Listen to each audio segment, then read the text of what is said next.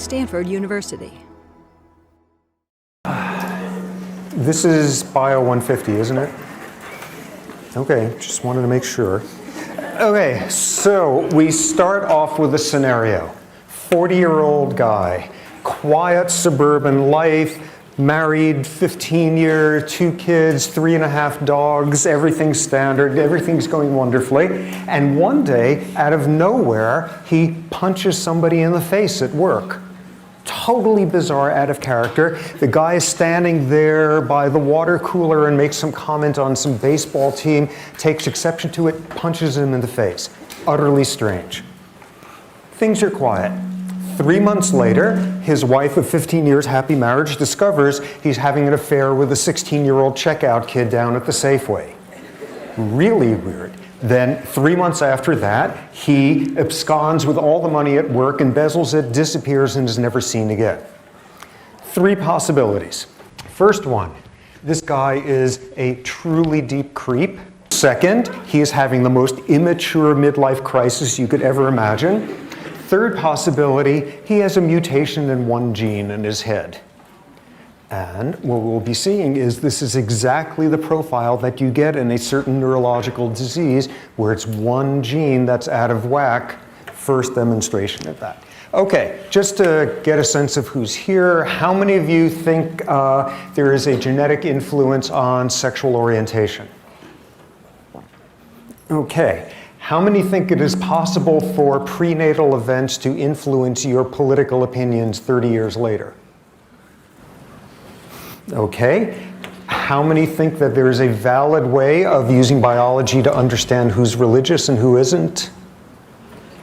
Yeah, not quite as many hands there. Okay, as long as we're in that terrain. How many people believe in God? How many people believe in souls? How many people believe in evil? How many people believe in free will? That's going to change. Okay. Oh, I might as well ask, is there anybody in this room who actually does believe in evolution? Just wanted to make sure, see what we're dealing with here. Okay, how many think that there is a genetic influence and that there's a basic biological difference, a sex difference in levels of aggression? How many think there's biological bases of sex differences in intelligence? Okay, who thinks it's all explained by nature? Who thinks it's all explained by nurture? Who think there's a magnificent, fascinating, nuanced interaction between nature and nurture? Yay, okay, well, everybody's going to get an A+ then. You already have the course under control. Okay, so we start off trying to find something in common. Look at these 4 events here. Or not, in terms of being scraped out there. But these are 4 circumstances that have something surprising in common. Having your period, having a brain tumor, eating a lot of junk food, taking anabolic steroids. Those of you who are not oriented to it, that's the ones that build up your muscle, like testosterone derivatives. Okay, these all have something in common. Having your period, having a brain tumor, eating a lot of junk food, and taking a lot of anabolic steroids. Anybody want to fathom a guess what's the commonality amongst the 4 of them? Yeah. Hormones, good. Okay, we're often running with hormones. Good. Even more specific than that. Something they all have in common. Oh, come on, somebody want to guess? I see these brief movements of hands there as people change their mind. Okay, it all has to do with hormones. They all have hormones in common, I say, trying to facilitate somebody making the next guess. Oh, come on, they all have something. Okay, we got to get out of here at some point. These all have 4 things in common. All of these have been used successfully in courts of law to explain the behavior of a murderer. In the first case, a number of cases where the fact that a woman was having her period at the time of killing someone was part of what a jury said led them to exonerate the person, a literature showing that a disproportionate share of female aggression comes around the time of menses.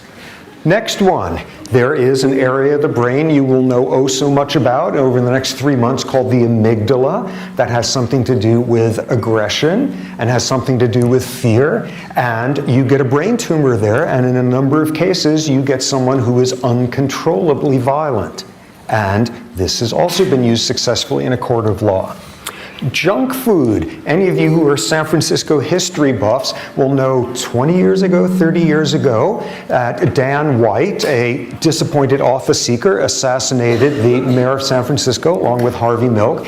And as part of his remarkably successful defense for a double murderer that led to a remarkably short jail sentence was the famed Twinkie defense. The argument that his addiction to junk food caused wild fluctuations in his blood sugar levels, which caused him to do that. Finally, anabolic steroids. Any number of cases of people having uncontrolled violence arguing because they were weightlifters in a wildly abusive range of taking this stuff had something to do with violence. Put all 4 of these together and we get the first of the 2 points of this entire course, which is sometimes the stuff that's going on in your body can dramatically influence what goes on in your brain. Second critical point. Tonight, when you've settled back down and you're ready to go to sleep and you're nice and relaxed and your heart's beating nice and slow, think the following thought. You know, that heart isn't going to beat forever. Think about your lips turning blue after that. Think about the blood flow slowing down. Think about your feet and your toes getting cold. And at that point, you will probably be increasing the rate at which that heart beats. And you will have just seen the second key thing in this course, which is sometimes what's going on in your head will affect every single outpost in your body. And what this course is about is the intertwining, the interconnections between your physiology and your behavior, the underlying emotions, thoughts, memories, all of that, and the capacity of each to deeply influence the other under all sorts of circumstances. Now, what we're going to be doing with this is trying to understand this under fairly difficult circumstances. If everybody here was here because they really wanted to understand why all the wildebeest on Earth mate in the same week each year, we'd have a fighting chance of figuring that one out. But that's not what we want to understand. We don't want to understand why birds migrate and don't get lost. We want to understand human behavior. Worse than that, harder than that, human social behavior. And hardest of all, in some cases, some grossly abnormal human behavior. And if you're going to try to do that, there's a problem, which is officially, it's complicated. It is a huge, messy process trying to make sense of the biology of human social behavior. And just as all sorts of realms, when one deals with messy, complicated problems that you need to think about in some wildly interacting way, we all have a strategy that we come up with. A strategy to make things easier, which is that we think in categories.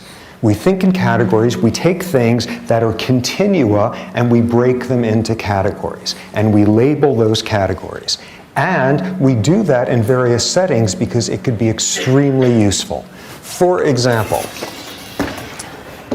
somebody give me an estimate on how long this line is. A foot. Okay, people who said a foot, what is it that went through your head to figure it out? You imagined how long a ruler is. This is 11.5 inches because it's 11 inches and 8.5 by 11. But everybody in here has this category in their head, things that are kind of the same length as a ruler. A continua of lengths, and there's a category for that. Suppose I'm telling you I have some friend who's a runner, he runs the mile, he's incredibly fast. In fact, he's one of the best runners in the country at this point. How fast does he have to have run the mile or better for you to be deeply impressed? Under 4 minutes, and thus we have another categorical boundary there of there's an infinite variety of speeds with which you can run a mile, yet we have in our heads this boundary, people who are under 4 minute milers, you are very impressed with. Okay, now I want to impress you with another friend of mine who's a painter. And this person is such a great painter that they paint with 11 different colors.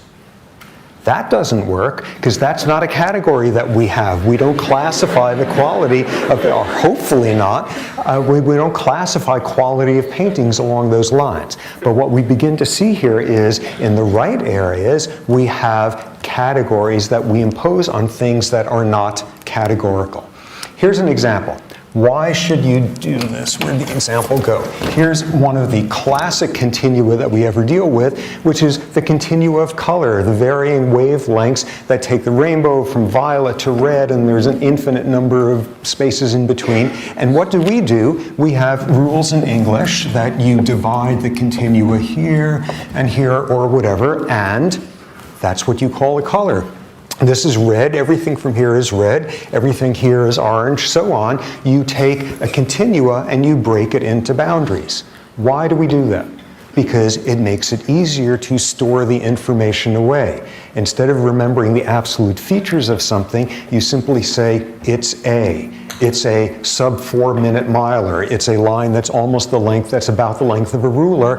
It's the color orange. How do you know that's the case? Because go and take people from other language groups where their language arbitrarily divides the rainbow at other points with completely different color terms, and they remember different profiles of colors differently than an English speaker might. Take a color, and if the color comes right in the center of somebody's color categorization, it comes right in the middle of the range of what counts as that color, people remember whether they saw that color or not far better than if you show them a color at the boundary.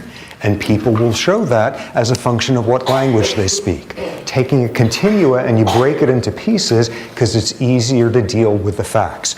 Another example of it, here we have 4 objects, and as drawn here, simply because we have categories to describe the first 3, do one of those tests of show people a bunch of shapes and they come back an hour later and ask them, have you seen the shape before? And people are going to be far more accurate with this than whether they saw this or not, because we don't have a word for it. We don't have a word that's at all sort of analytical, it's some squiggly whatever. We don't have a clear-cut category. Thinking in categories makes it easier for us to remember stuff, and it makes it easier for us to evaluate stuff.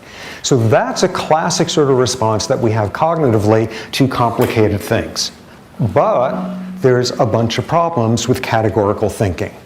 First example, and first one you can see from a realm of language differences, in that not only is there a continua of infinite number of wavelengths, there's a continua of sounds that humans can make. And different languages draw boundaries at different points as to what count as similar sounds or different sounds. There's like 2 different TH sounds in English, which apparently we're not very good at hearing, but there's other ones we are. And that will affect your ability to remember stuff, what word it was, depending on whether it is on a dramatically different boundary, whether it is sound that sounds different to you or not. Example of this. Apparently in Finnish, people do not differentiate between the sound of a B and the sound of a P, whereas we have no trouble with that. But people from Finland do not make that differentiation, and I discovered this one day a number of years ago, where for reasons I don't even understand, I found myself needing to take testicular biopsies on baboons. Not having sort of learned that in junior high how you do that, I called up this guy at urology at the med school who happened to be Finnish, and I explained to him what I wanted to do, and he sort of took me through the paces and told me what thingy I needed to buy and that sort of stuff, and holiday packages of those where you can get a dozen, and sort of telling me how to do that. And once we went through, he said, what I want you to do, the thing to do at this point is get some practice. I want you to practice on a bear. What? He said, yeah, practice on a bear. And I said, are you kidding me? He said, I know it sounds crazy, but we have all the residents do that. It's a very good learning device. You know, either practice on a bear or an apple. Oh. Here we see the dangers of making mistakes about differences between B and P under certain circumstances. So we see one of the dangers there, which is when you are paying too much attention to categories, you can't differentiate two facts that fall within the same category. Next example.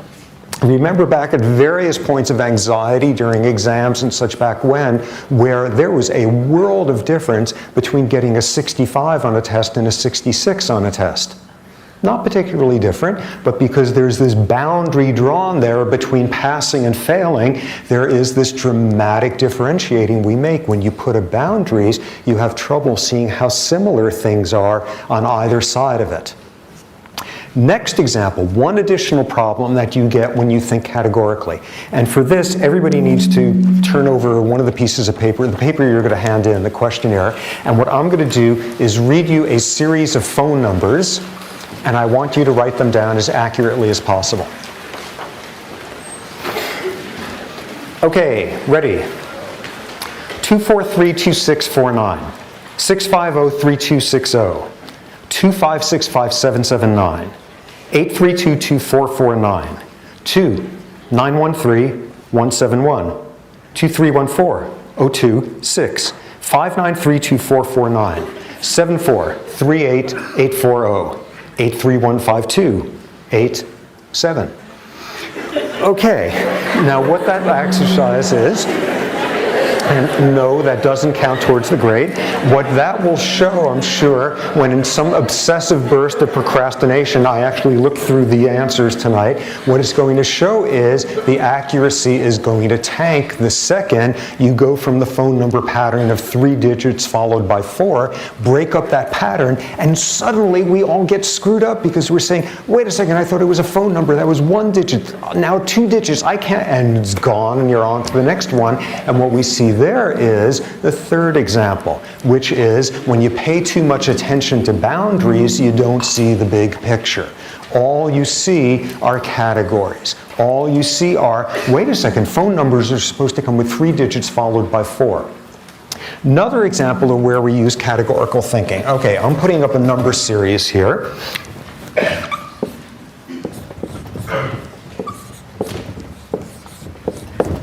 Okay. Oh my God. Okay, what's the next number in this series? And why? 42. How come? Plus 10, plus 9, plus 11, plus 8, plus 12. Okay, so we're kind of oscillating all over the place there. Okay, so that's as valid as anybody else's. Who else has an X number in line there? What's that? 45. How come? You're adding 1, 2, 3. Okay. Are you going to take that? 45. That's very... Okay, what else? Let me make it a little bit easier here.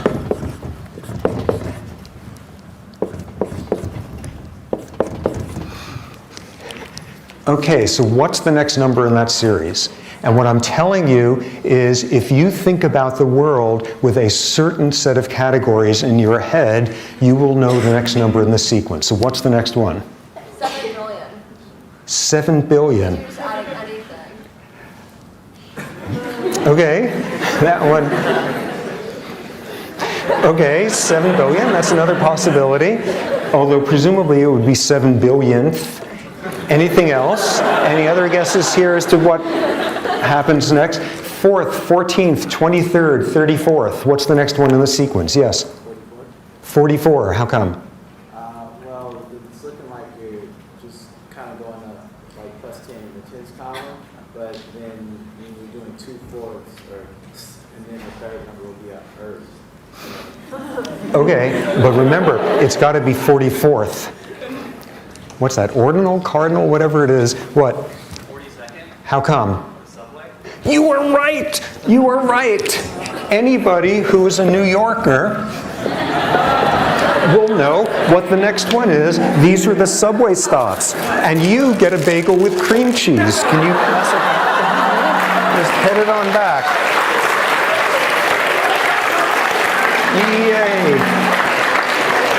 So you get New Yorkers, and while everybody else is thinking logical things like 43 and 41 and 45 and 7 billion and all of that, you've got this whole world of dividing numbers by subway stops. We think in categories. We think in categories, but as you just saw, there are these problems. First one being, when you think in categories, you underestimate how different two facts are when they fall in the same category. When you think in categories, you overestimate how different they are when there happens to be a boundary in between them. And when you pay attention to categorical boundaries, you don't see big pictures. Now, what our goal in this class is going to be is think about this big, complex issue of the biology of behavior without falling into thinking in categories. What do I mean in this regard, thinking categorically about a subject like this? There's some chicken, and the chicken is standing somewhere, and there's some rooster over there that does some sexually solicitive, exciting thing for the female, and in response to that, the female picks up and goes running over to the rooster, and thus we have our first behavioral biology question here: why did that chicken cross the road to get to that rooster? So you could answer that like an endocrinologist and say, well, the female had certain levels of estrogen in her bloodstream which made this key hypothalamic areas responsive to the stimulus. Or you could answer it like an anatomist of saying, well, because the fulcrum of her pelvis or whatever it is chickens have that allow them to run. Or you could answer it in the category of an evolutionary biologist that over the millennia, chickens that didn't respond to sexually solicitive gestures from males left fewer copies of their genes, and there's all these different categories that we can use to explain what's going on. All of these different buckets which begin to pull you towards all of the problems we just saw. Having trouble telling how different or similar two facts are, having trouble seeing big pictures, overemphasizing the importance of the bucket you happen to live inside of. And thus, suddenly, everything about this behavior is explained by a gene, a neurotransmitter, a childhood trauma, a living inside one bucket. What we are going to be doing over and over, and here is the main point of the course, is looking at how what goes on in your body influences behavior, emotions, memories, how what goes on there influences your body, looping over, and at every one of those points, resisting the pull to think categorically. Oh, this is the explanation for where this behavior came from. Here's what we're going to be doing instead throughout in terms of the structure of the class when we get to actual behaviors.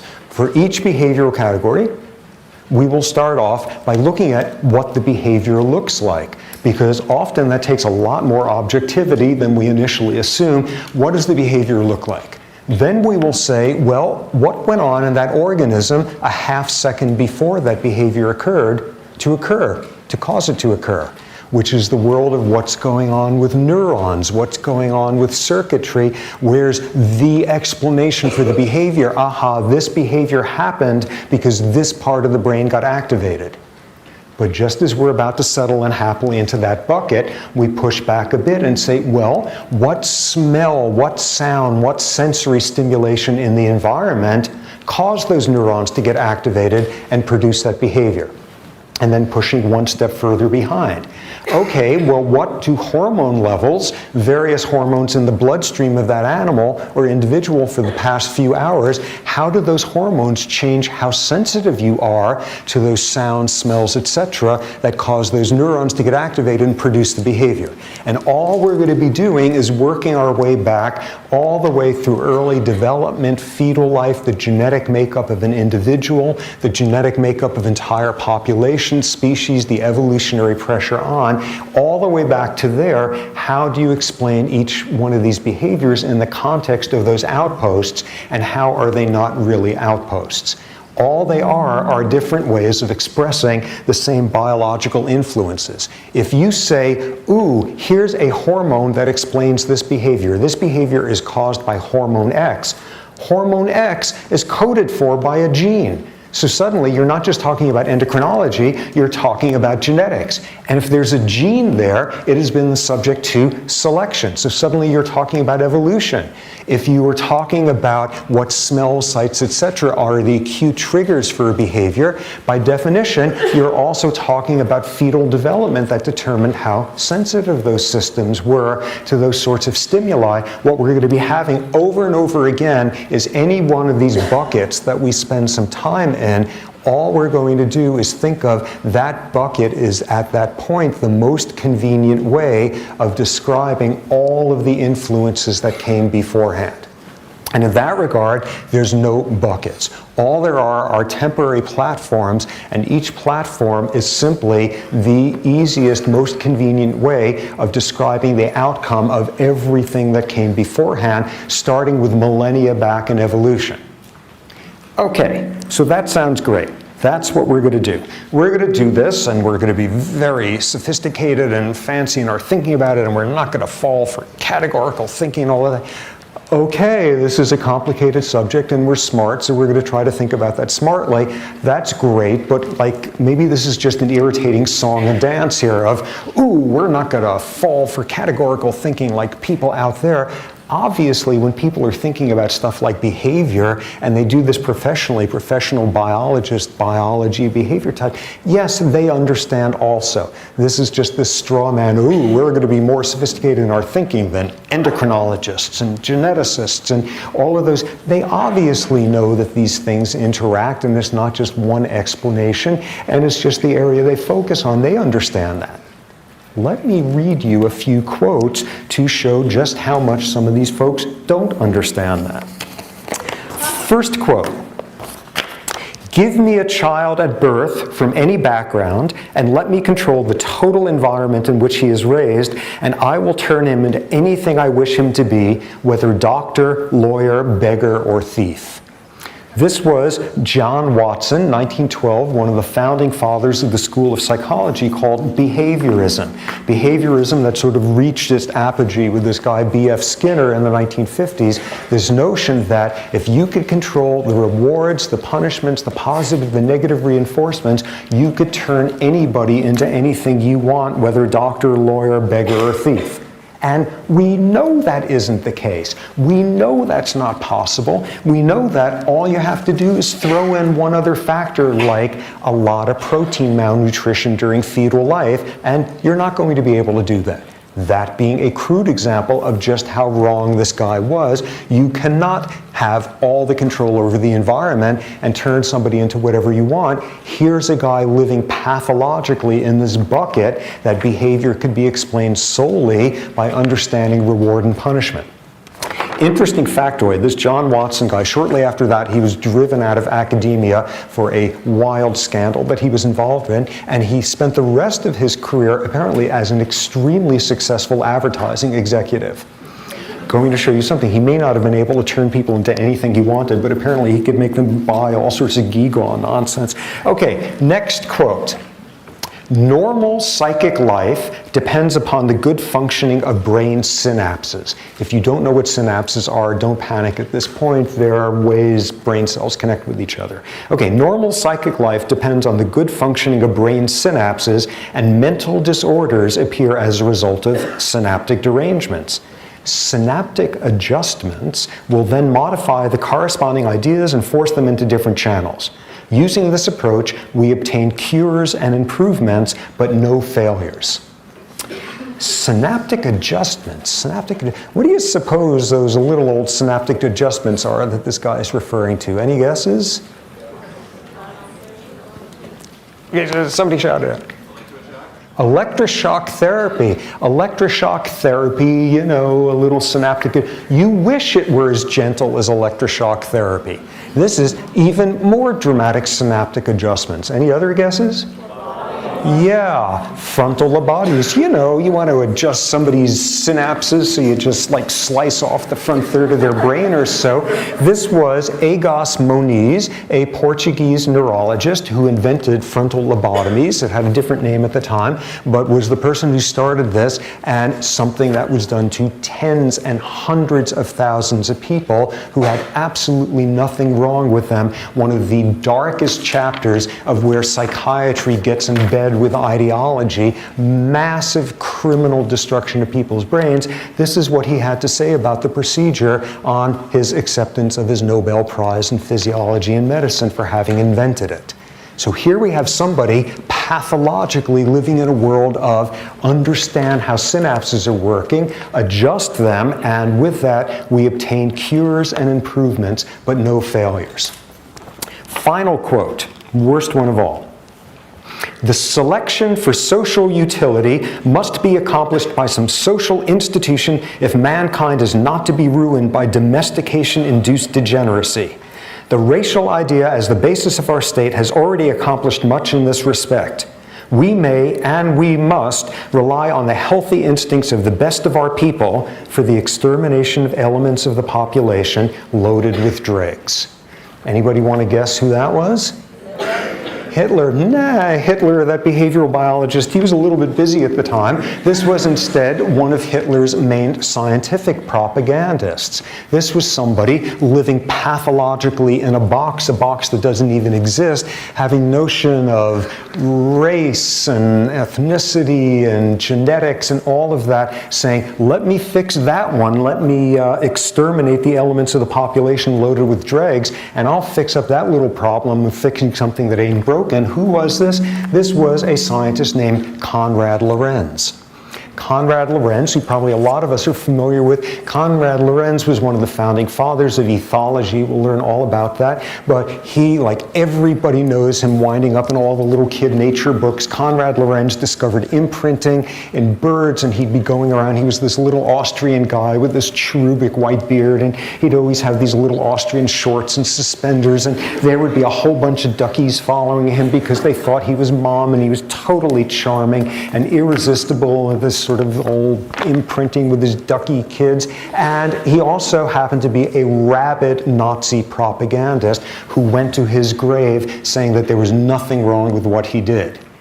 These are not crappy fourth-rate scientists. These are not people working at, the University of the Desert of Podunk or whatever. These are among the most influential scientists of the last century. These are people who influenced how people were educated, and when we decided it wasn't worth the effort of doing it, these are people whose influence led to the brains being destroyed of hundreds of thousands of people who had nothing wrong with them. These are the people who led to the notion that you fix up a problem that doesn't exist by exterminating 9 million people. These are not minor scientists. These are the most influential people of the last century coming out of science in many ways, living pathologically inside their own buckets and how they could explain the entire world. And thus, again, our goal is going to be to not fall for that, to think about human behaviors, and in some cases, to think about some of the most disturbed, some of the most frightening, damaged human behaviors, and resist the temptation to think inside a bucket and find the explanation. Again, every level we're going to talk about genes, hormones, neurons, environmental influence, whatever it is, that point will simply be the easiest way of describing all of the influences that came before. They're not even temporary buckets, there's no buckets. That will be our goal. Now, in thinking about this and approaching human behavior, the biology of human social behavior, often the biology of abnormal human social behavior, we're going to have 3 intellectual challenges. The first one is recognizing circumstances where there is nothing fancy about us whatsoever. We are just like every other animal out there. And where the challenge is to accept that. Let me give you an example. You are a hamster. You are a female hamster. And you're sitting in your cage, and as a female hamster, what you do is you ovulate every 5 days or so, and you're going about your business and everything's great. Now, somebody puts another female hamster in the cage with you. And over the subsequent month or so, what happens is both of you will begin to lengthen your cycles and eventually synchronize them so that you are both ovulating the same afternoon on a regular basis. Amazing. This actually works this way. And menstrual ovulatory synchrony, people understand how this works in hamsters. It is done with olfaction, with pheromones, with chemical airborne signals from one female to another. And you can prove this by electrically recording from olfactory systems, or if you don't have much funding, you could take like a paper clip over the female hamster's nose, and she doesn't synchronize then. It's all done with olfaction. And what's most amazing is you put the two females together, and there's a way of disrupting it. Put a male hamster in there, and suddenly the cycles desynchronize and shorten, and you break it up with male pheromones. And what's even more remarkable is you put the two females together, and it's not random who synchronizes the other one. The dominant female synchronizes the subordinate one. Totally understood. People have been working on this for years, and it works this way in like goats and sheep and dogs and cats and pigs. Apparently, you could go to a 7-Eleven somewhere in Iowa and you could buy a can of pig ovulatory synchronization spray and take it home and just run wild. I have no idea why you would want to do that, but nonetheless, that's how you, like, it's up there with the cans of Cheese Whiz or whatever, and it's that well understood. And what's remarkable is it works exactly the same way in us humans, where it is known as the Wellesley effect. The fact that over the course of freshman year, this was first shown in Wellesley, 1970, over the course of freshman year, women, freshman year roommates tended to lengthen and synchronize their cycles, and it was done with olfaction. Women who had olfactory deficits didn't synchronize with their roommates. They would synchronize unless they were having close, intimate relationships with a male, in which case they desynchronized. And what's most cool of all is it's not random who synchronizes to who. The studies tend to show is the individual who is more socially outgoing, extroverted, dominating is the one who synchronizes the other one. And this is well enough understood that when I was in college, people would sit around at the dinner table and say stuff like, oh, when we roomed together this summer, I had her synchronized by August 1st.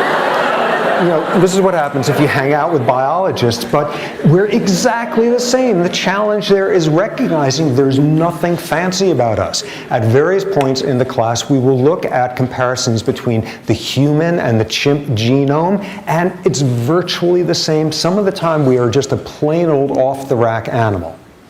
Second challenge is going to be circumstances where we appear to be just like everybody else, all the other organisms out there, but we do something very different with the similarity. Let me give you an example here. You have two humans, two individuals who are going through a ritual. They are sitting at a table. They're absolutely silent, they're making no eye contact, and they do nothing more physically taxing than every now and then one of them picks up their hand and moves a little piece of wood on the table. And if these happen to be the right two individuals in the middle of a chess grandmaster tournament, these people are maintaining blood pressure for 6 hours running that you only see in a marathon runner. These people are going through thousands of calories a day doing nothing more than thinking. And this is outrageous because you look at one of these chess grandmasters who's just taken down an opponent and took their queen or whatever, and they will have the exact same physiology as some male baboon on the savannah who's just ripped the stomach open of his worst rival. And we're doing it there just with thought. And some of the time, what's remarkable about us is we have absolutely typical, boring physiology, but we use it in ways that no other animal could. We get stressed by the inevitability of our mortality. We get stressed by reading something awful that has happened to a child on the other side of the planet. We get stressed by somebody zooming past us in some sports car and we decide that we are now economically inadequate. And you never even see the person's face. You just see the car. We get stressed reading about something awful happening to a character in a novel. This is a whole realm of things that we could do that nobody else does. And on the flip side, we can feel compassion and empathy for a loved one, but we can also do the same for someone on the other side of the planet in a refugee camp. We can feel compassion for a member of another species. We feel badly when our pets are injured. This is another realm where the physiology of the response, the empathy, the emotional bonding, all of that, it's the same boring physiology as every other animal out there, and we are using it in a way that is unrecognizable. Now, some of the time, the challenge is the third category, which is when we are doing something that no other animal out there has anything remotely similar to. Let me give you an example here, a shocking example. You have a couple. They live together. They come back at the end of the day from work. They talk, they eat dinner, they talk some more, they go to bed, they have sex, they talk some more, they fall asleep. The next day, they do the same exact thing. They come home from work, they talk, they eat, they talk, they go to bed, they have sex, they talk some more. They do this every single night for 30 days running. Hippos would be repulsed by this because hardly anybody out there in the animal kingdom has non-reproductive sex, let alone day after day, and nobody else out there talks about it afterward. And what we've got here is a whole novel domain of human behavior, language use, aspects of our sexuality, this profoundly damaging human uniqueness of some individuals confusing aspects of sexuality with aggression. In some cases, we are going to be out there on our own trying to understand what's up. Okay, so that will be the general strategy for the course. We will resist categorical thinking over and over and over, not just because that's cool and nuanced and subtle and all of that, but fall into categorical thinking and you can do unspeakable damage in a realm of science that makes a difference. We will do so thinking constantly about ourselves as a boring species just like all the others out there, as a species that has the same boring physiology but uses it in ways that are unrecognizable, as a species that does some things that are simply without precedent out there, and constantly struggling with what does biology have to do with it. Okay, general structure of the course. The first half of the course is going to be an overview, an introduction to the various buckets, the various categories. And what we're going to go through is understanding sort of an introduction to evolutionary theory, an introduction to what molecular genetics has to do with behavior, behavioral genetics, ethology, the brain, endocrinology, each of these buckets, and you know what happens next, which is in the second half of the course, we will look at specific behaviors and in each case rip apart the buckets. And in each case do the strategy of what does the behavior look like? What happened a second before, the world of neurons, what happened with the sensory stimuli that trigger those neurons, etc., all the way back to the evolutionary selective pressures. So the first half of the course is going to be the introduction to the bucket. And I will tell you right off the bat, it is a total pain in the rear. Because what we're going to be doing is, like every 2.5 lectures, just when you are getting the vocabulary down, we're going to jump to a completely different bucket. It is going to be dizzying and unpleasant and all of that. And then second half of the course, oh, the rewards finally come, of then putting all the pieces together, looking at individual categories of behavior. Sexual behavior, aggressive behavior, parental behavior, schizophrenia, depression, personality disorders, language use. In each of these cases, what's going on a second before, what's going on 10 million years before, where do all these buckets disappear in the interactions? So that's going to be the strategy for the course. Something critical about how the course was designed is it's got no prerequisites, because I really think this is a subject that everybody on earth should be forced to learn about at gunpoint, and thus, it's a good thing, I think, to have this not be one of those upper-level bio classes. Let me just get a sense of who's here. How many of you are bio types, bio majors? Hum bio, psychology, anthro. Are there any English lit grad students in here? Yeah, okay. Good for you. Thank you for coming here. See what you think in 3 months, but nonetheless, the class has been designed explicitly to have no background whatsoever. how are we going to do that? We're going to do the usual song and dance of weekly sections and reviews and all that sort of thing. But in addition, during this first half of the course, when we're jumping from category to category, we're going to have each week additional sections, a catch-up section, which is for people who have no background in that area, getting you through the basics and getting you up to speed so that you will be able to then know what's up during the lectures. So those will be posted. The first one of these is, let me make sure I've got this. Yes, it will be this Thursday at 7:30 in the room next door. And this is going to be the introduction to evolutionary theory and getting you ready for what will be the evolution lectures Wednesday and Friday of this week.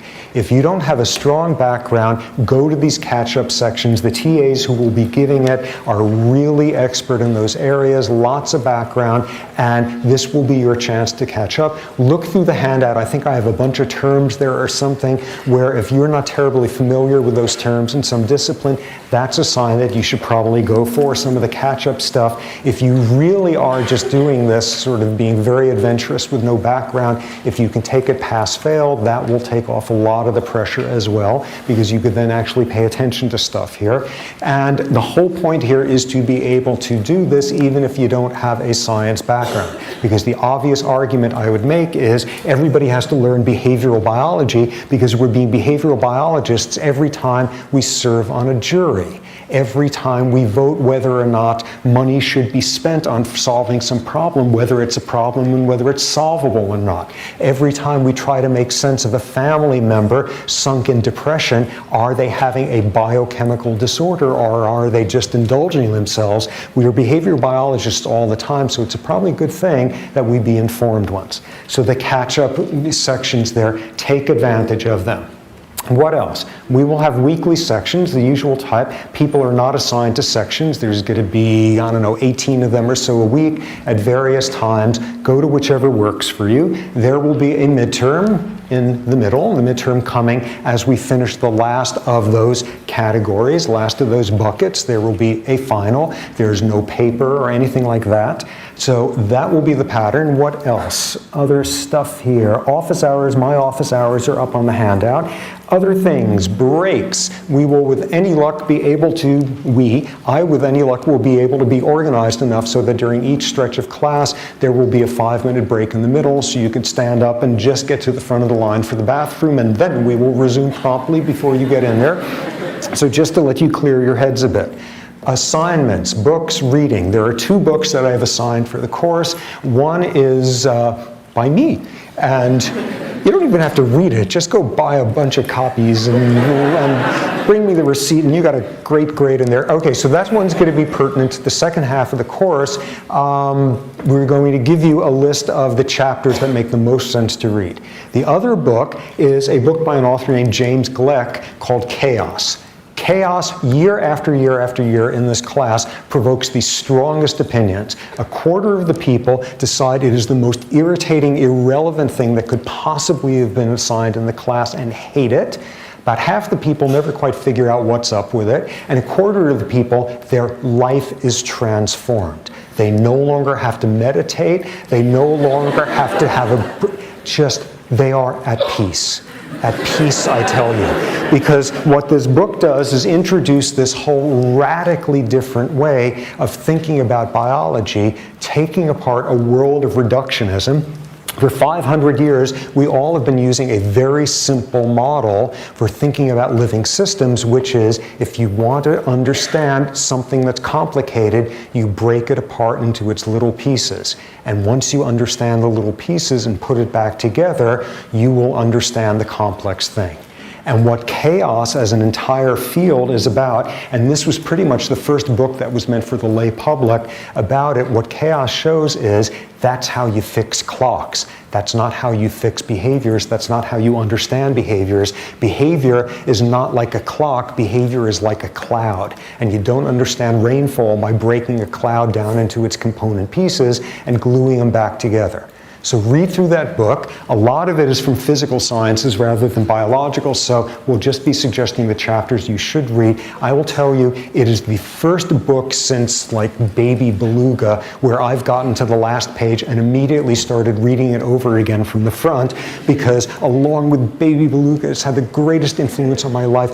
I found this to be the most influential book in my thinking about science since college, so that is a sign. There will also be a bunch of lectures in the second half of the course covering these fields of chaos and complexity, and if you really think about it, it is going to force a change in everything else that you bring to thinking about this subject. In addition, at this moment, there is not a reader, because I'm trying to avoid having to get you guys to have to buy a reader. I'm trying to redo all the assigned readings so that it will just be from papers that are available online, that you'll be able to download. I'm about halfway through getting them there. With any luck, there will not have to be a reader, but if it does exist, it's not going to be big. It won't be terribly expensive, but there will be a bunch of readings online to download, and it will vary. In some cases, it will be reading the whole paper. In some cases, I'll be suggesting you just read the abstract. In some cases, it will be to understand what's happening in the paper in detail. In some cases, this is an example of how people in this bucket think about this problem. Just read the abstract. So all of that will be assigned and made clear. What other stuff? There's going to be a huge amount of information online. The coursework is going to be set up for the class. There will be copies of the handouts. There will be lecture notes that I have that will be about 5 to 10 pages covering each lecture, which will get to about the middle of the course, and I suspect I will run out of steam by then, so they won't occur for the second half. There will be commonly asked questions. There will be a Q&A. There will be course logistics. Some of the slides will be put up in there. Make use of that. There will be announcements about time changing for office hours and things like that. Make sure you make use of that. And people who are not formally enrolled, we are figuring out a way for you to get access to it as well. We've also made the decision that after this lecture, the handouts will not be on paper. And that is because, roughly for each lecture, we will go through about 5,000 pieces of paper, even double-sided. All of the stuff will get posted on coursework the day before. And if that's going to make it impossible for you to follow what happens in class because you are the last human on Stanford who is not living off of a computer screen, come and talk to me and we will slip you an actual paper copy of the handouts. With any luck, we can avoid using paper just because of how many people there are in here. Let's see, other stuff. Sections will start this Thursday, the regular sections. All of those will be posted, the times for that. Office hours won't start until next week. Midterm will be in an evening rather than during a class time. And if we're on schedule, the class time that day will be used for review. And anything else? Oh, a very good suggestion just now, given that the class before here is humongous, and thus we have the impossible problem of a lot of people trying to get out of that while a lot of people are trying to get into that. It might work best for everybody to come in from the top so that you flow down the stairs seamlessly and drive out those other people before us out the door there. That might work a whole lot better. Final thing is we have a team of TAs here, and they are great. Here they are. TAs, stand up and be embarrassed. Okay, stand up, guys. There they are. There's all but one of them who is in transit. There they are. These guys are great. They have either taken the course before, in some cases they've TA'd the course before, they are grad students in various of the bucket specialties. I would strongly suggest taking advantage of the sections. What will evolve after the first few weeks is there will be the regular sections going over the course material, sort of in the usual way. There will also be more advanced sections for people who have stronger backgrounds. Take advantage. Okay, you guys can sit down. Leaving them standing there awkwardly for hours afterward. Take advantage of the sections. Really greatly skilled TAs. Okay, so that's basically what we got going here. Are there any questions? Units. Okay, somebody emailed about units. The class is 5 units, and it's because we are meeting for so many hours a week. Actually, for a while, the class was a 6-unit course, and that was because of Condoleezza Rice. Because when she was the provost here, she totally screwed the biology department by upping our teaching requirements under really nasty conditions. So what we all decided was to find ways, every single sleazy trick we could do to puff up the number of units we were supposedly teaching. So for a while, the 5-unit class here would get you 6 units, but eventually they caught us, so we stopped doing that. So first she did that, and then weapons of mass destruction. So it's a 5-unit class at the moment. Say hi for me if you run into her on campus. So 5 units, the workload I think will be commensurate with that, but it's mainly because of heavy class time. One additional thing, lectures are going to be taped and put up online within a day or so on coursework. The reason for that is, given that this spans 2-hour block, a lot of people have to miss one of the hour blocks, and in the past it has worked to be able to get the stuff up online, so that will be advantageous for some folks. Okay, question. Yes, there was a question up there. That was, okay, you take it back. Okay, any other questions? Bagel guy, did you get your bagel or did somebody eat it? Okay, good. Good. A social contract comes through. Yeah. Do we schedule midterm or finals dates yet? What's that? Are there scheduled midterm or finals dates? Yes. May 3rd. I don't remember. May 3rd. May 3rd for the midterm. Yeah, 7:30. 7:30 in the evening. It is a Monday. June 4th. June 4th for the final. Okay, more questions? Yeah. What's the format of the midterm and the final? In an ideal world, given the whole emphasis here on no buckets, blah, blah, etc., it would be long essays and requirements of sonnets and sensitive haikus about the hypothalamus. But simply because of the numbers in here, we are reduced to sort of like lowest common denominator, a lot of multiple choice questions, just to make things saner for the TAs, because it is an unbelievable job to try to grade this many papers that quickly. Broadly, intellectually, what the midterm is going to be about is just touching base, making sure you understand the basics of each of those buckets, each of those disciplines, a little bit of forcing you to think across disciplines. What the final is going to be entirely about is forcing you to think across the disciplines, across the buckets there. So it's going to be sort of very different intellectual foci in there. Midterm, have the facts down. Hopefully it won't be quite as mindless as that, but that's the main function of the midterm. Okay, more questions? Yeah.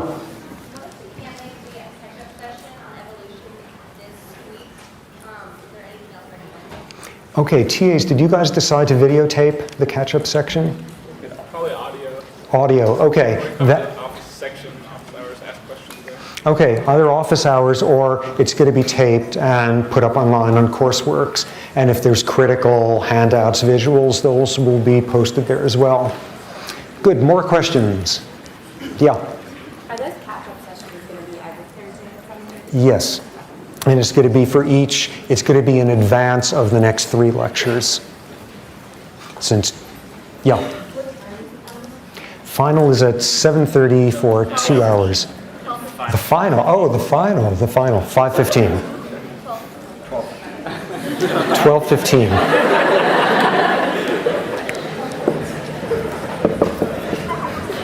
Just to get that up there. 12:15. More questions? Any are? For more, please visit us at stanford.edu.